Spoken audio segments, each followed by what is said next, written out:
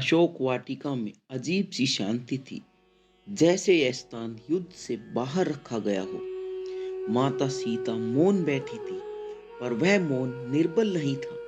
वह ऐसा मौन था जो आने वाले विनाश को डरा देता है। तभी पत्तों के बीच कदमों की आहट हुई। यह कदम तेज नहीं थे, यह कदम युद्ध के नहीं थे। मेघनाद सामने आया, उसकी दृष्टि झुकी हुई थी। न यह रावण का पुत्र लग रहा था, न इंद्र को जीतने वाला इंद्रजीत। वह किसी निर्णय के भार से झुका हुआ था। सीता ने शांत स्वर में कहा, तुम युद्ध में जाने वाले हो, फिर यहाँ क्यों आए हो? मेघनाद चौंक उठा। उसने अपना सिर उठाया। मेघनाद ने कहा, आप जानती थी कि मैं आऊंगा। सीता ने कहा, जो युद्ध से पहले अपने मन से मिलने आता है, उसके कदम छिपे नहीं रहते। कुछ क्षण मौन रहा। मेघनाद ने कहा, माता, मैं यहाँ रावण के आदेश से नहीं आया और न ही आपको भय दिखाने। मैं यहाँ इसलिए आया हूँ क्योंकि आज पहली बार मुझे लग रहा है कि जिस युद्ध में जा रहा हूँ वह केवल राम और रावण के बीच नहीं है। सीता ने कहा, तो फिर किसके बीच है? मेघनाद ने कहा, मेरे अंदर, और उसी युद्ध में मैं हारता हुआ दिखाई दे रहा हूँ। सीता ने मेघनाद की ओर देखा। यह दृष्टि प्रश्न की नहीं थी, परीक्षा की थी। सीता ने कहा, जो अपने अंदर हार देख ले, वह बाहर का युद्ध कभी जीत ही नहीं सकता। मेघनाद ने कहा, मैं जीत नहीं चाहता माता, मैं केवल यह जानना चाहता हूँ, क्या जिस ओर मैं जा रहा हूँ वह पथ मुझे योद्धा बनाएगा या केवल विनाश का साधन? हवा कुछ क्षण के लिए पूरी तरह थम सी गई। सीता ने कहा, तुम्हें क्या लगता है? मेघनाद ने कहा, मुझे लगता है माता कि पिता इस युद्ध को अमृता की सीढ़ी समझ रहे हैं और मैं उस सीढ़ी का सबसे ऊंचा पायदान बन चुका हूँ। सीता के मुख पर कोई आश्चर्य नहीं था। सीता ने कहा, तो तुम जानते हो कि यह युद्ध रावण की रक्षा नहीं करेगा? मेघनाद ने कहा, हाँ, पर मैं यह नहीं जानता कि मैं इसे रोक सकता हूं या नहीं। कुछ क्षण बाद उसने वह बात जिसके लिए वह आया था सीता को बताई। मेघनाद ने कहा, माता, यदि कल मैं युद्ध में न लौटूं तो क्या मेरा अंत अधर्म कहलाएगा? सीता की आंखें नम हो गई। सीता ने कहा, अंत का मूल्य यह नहीं तय करता कि तुम किसके पुत्र थे, यह तय करता है कि तुम किस सत्य के साथ खड़े थे। मेघनाद की सांस गहरी हो गई। उसे समझ आ गया वह सही स्थान पर आया है और यह भेंट सिर्फ युद्ध से पहले की नहीं, जीवन के अर्थ से पहले की है। अशोक वाटिका में मौन अब पहले जैसा नहीं था। वह मौन किसी निर्णय की प्रतीक्षा कर रहा था। मेघनाद अब खड़ा नहीं था, वह धीरे धीरे सीता के सामने बैठ गया। यह बैठना योद्धा का नहीं था, यह स्वीकार था। मेघनाद ने कहा, माता, मैंने अनेक युद्ध देखे हैं, देवताओं की आंखों में भी भय देखा है, पर आज पहली बार मुझे अपने ही भविष्य से डर लग रहा है। सीता ने कहा, डर तब लगता है जब आत्मा सत्य के पास पहुंच जाती है। मेघनाद ने कहा, तो फिर मुझे वह सत्य बता दीजिए जिसे आप अब तक मौन में छुपाए बैठी हैं। सीता ने कुछ क्षण धरती की ओर देखा और बोली। सीता ने कहा, तुम्हें क्या लगता है मेघनाद, यह युद्ध क्यों आवश्यक है? मेघनाद ने कहा, क्योंकि पिता का अहंकार अब पीछे हटने को तैयार नहीं और राम का धर्म अब आगे बढ़ चुका है। सीता ने कहा, नहीं, यह युद्ध इसीलिए आवश्यक है क्योंकि लंका बहुत समय से सत्य को दबाए बैठी है। मेघनाद की भौहें तन गई। मेघनाद ने कहा, आप लंका को दोषी मानती हैं? सीता ने कहा, मैं लंका को नहीं, उसके मौन को दोषी मानती हूँ। जो अधर्म के सामने बहुत समय तक चुप रहा। मेघनाद के अंदर कुछ टूट सा गया। मेघनाद ने कहा, तो मैं भी दोषी हूँ, क्योंकि मैंने भी बहुत कुछ जानते हुए कुछ नहीं कहा। सीता ने कहा, यही कारण है कि तुम यहाँ हो।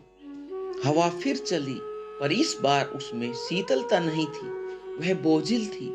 मेघनाद ने कहा, माता, मैंने एक दृश्य बार बार देखा है, युद्ध का नहीं, अंत का दृश्य। सीता ने कहा, बताओ।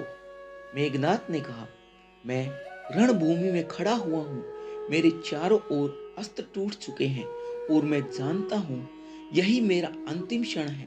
पर उस क्षण मेरे अंदर कोई भय नहीं होता। सीता ने कहा, क्योंकि उस क्षण तुम भाग नहीं रहे होते। मेघनाद चुप हो गया। सीता ने कहा, सुनो मेघनाद, अब मैं तुम्हें वह रहस्य बताती हूँ जिसे जानकर तुम चौंक जाओगे। मेघनाद की आंखें स्थिर हो गई। सीता ने कहा, तुम्हारा अंत किसी शत्रु के हाथों नहीं होगा। तुम्हारा अंत किसी धोखे से भी नहीं होगा। मेघनाद ने कहा, तो फिर? सीता ने कहा, तुम्हारा अंत उस क्षण होगा जब तुम स्वयं यह स्वीकार कर लोगे कि अब लौटना संभव नहीं। मेघनाद की सांसें तेज हो गई। मेघनाद ने कहा, तो क्या यह पूर्व निर्धारित है? सीता ने कहा, नहीं, यह चुना हुआ है। मेघनाद ने कहा, मेरे द्वारा? सीता ने कहा, हाँ मेघनाद, तुम्हारे द्वारा। कुछ क्षण तक मेघनाद कुछ नहीं बोला। फिर उसने बहुत धीमे स्वर में कहा, मेघनाद कहता है तो इसका अर्थ यह हुआ कि मैं युद्ध में जीतने नहीं जा रहा, मैं केवल प्रमाण बनने जा रहा हूं। सीता ने कहा, धर्म को सदैव प्रमाण की आवश्यकता होती है। मेघनाद ने सिर झुका लिया। मेघनाद ने कहा, माता, यदि मेरा यह निर्णय पिता के विनाश का कारण बने तो क्या मैं अपराधी कहलाऊंगा? सीता ने कहा, जो अधर्म को सहारा देता है वह अपराधी होता है, जो उसे समाप्त करता है वह साधन बनता है। मेघनाद की आंखों में नमी उतर आई। मेघनाद ने कहा, तो मैं साधन हूं। सीता ने कहा, और साधन का मूल्य परिणाम से नहीं, निष्ठा से आंका जाता है। उस क्षण मेघनाद को लगा कि उसके अंदर कोई भारी भार धीरे धीरे उतर रहा है।